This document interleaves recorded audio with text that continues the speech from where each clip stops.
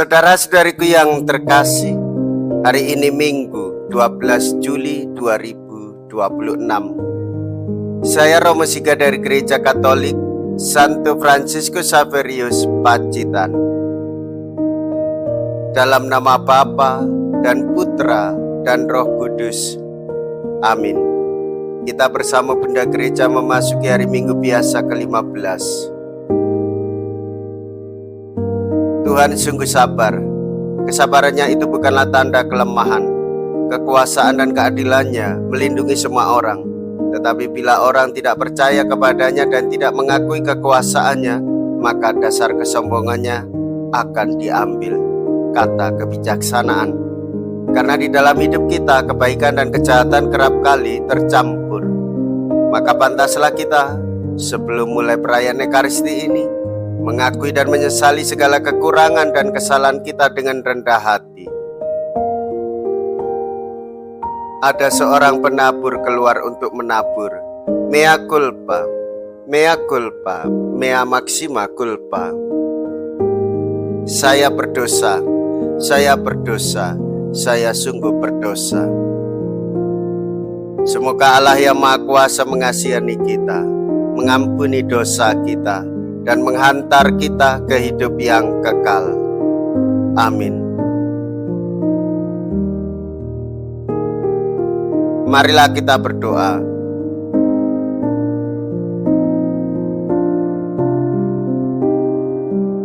Allah yang Maha Kasih, sayangilah hamba-hambamu. Lipat gandakanlah karunia rahmat-Mu dalam diri mereka. Semoga dengan iman, harapan, dan kasih yang berkobar-kobar, mereka selalu tekun mematuhi perintah-perintah-Mu. Dengan pengantaraan Yesus Kristus Putra-Mu Tuhan kami, yang hidup dan berkuasa bersama dengan Dikau dalam persatuan Roh Kudus, Allah sepanjang segala masa. Tuhan bersamamu dan bersama rohmu. Inilah Injil suci menurut Matius. Dimuliakanlah Tuhan. Matius bab 13 ayat 1 sampai dengan ayat 23. Pada suatu hari, Yesus keluar dari rumah dan duduk di tepi danau. Maka datanglah orang banyak berbondong-bondong lalu mengerumuni Dia, sehingga Yesus naik ke perahu dan duduk di situ. Sedangkan orang banyak semuanya berdiri di pantai. Yesus mengajarkan banyak hal kepada mereka dengan memakai perumpamaan-perumpamaan. Ia berkata, ada seorang penabur keluar untuk menabur. Pada waktu ia menabur, sebagian benih itu jatuh di pinggir jalan, lalu datanglah burung-burung dan memakannya sampai habis.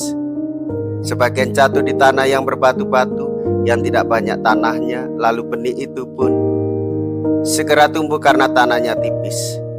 Tetapi sesudah matahari terbit, layulah tumbuhan itu dan menjadi kering karena tidak berakar.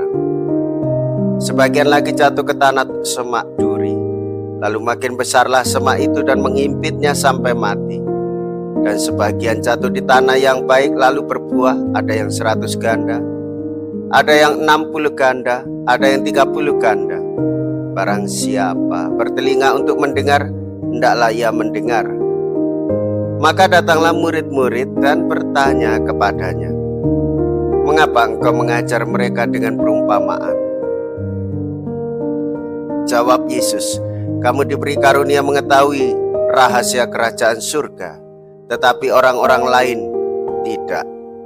Karena barang siapa mempunyai akan diberi lagi sampai ia berkelimpahan, tetapi barang siapa tidak mempunyai, maka apapun yang ada padanya akan diambil juga. Itulah sebabnya aku mengajar mereka dengan perumpamaan. Karena sekalipun melihat, mereka tidak tahu, dan sekalipun mendengar, mereka tidak menangkap dan tidak mengerti. Maka pada merekalah genap nubuat Yesaya yang berbunyi, kamu akan mendengar dan mendengar lagi, namun tidak mengerti. Kamu akan melihat dan melihat lagi, namun tidak menanggap. Sebab hati bangsa ini telah menebal, telinganya berat untuk mendengar, dan matanya melekat tertutup, agar jangan mereka melihat dengan matanya, dan mendengar dengan telinganya, dan mengerti dengan hatinya, lalu berbalik sehingga kusembuhkan.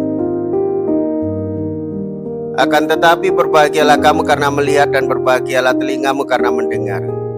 Sebab aku berkata kepadamu, sesungguhnya banyak nabi dan orang benar ingin melihat apa yang kamu lihat tetapi tidak melihatnya, dan ingin mendengar apa yang kamu dengar tetapi tidak mendengarnya. Karena itu, dengarlah arti perumpamaan tentang penabur itu. Setiap orang yang menabur firman tentang kerajaan surga tetapi tidak mendengar akan didatangi si jahat yang akan merampas apa yang ditaburkan dalam hatinya. Itulah benih yang jatuh di pinggir jalan. Benih yang ditaburkan di tanah berbatu-batu ialah orang yang mendengar firman itu dan segera menerimanya dengan gembira, tetapi ia tidak berakar dan hanya tahan sebentar saja. Apabila datang penindasan atau penganiayaan karena firman itu, orang itu pun segera murtad. Yang ditaburkan di tengah semak duri ialah orang yang mendengar firman itu, lalu firman itu terhimpit oleh kekhawatiran dunia dan tipu daya kekayaan, sehingga tidak berbuah. Sedangkan yang ditaburkan di tanah yang baik ialah orang yang mendengarkan firman itu dan mengerti, dan karena itu ia berbuah. Ada yang 100, ada yang 60, dan ada yang 30 kali lipat. Demikianlah sabda Tuhan. Terpujilah Kristus.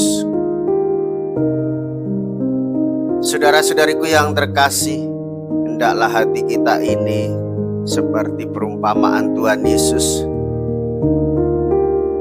bertanah subur tanpa bebatuan, tanpa halangan hama.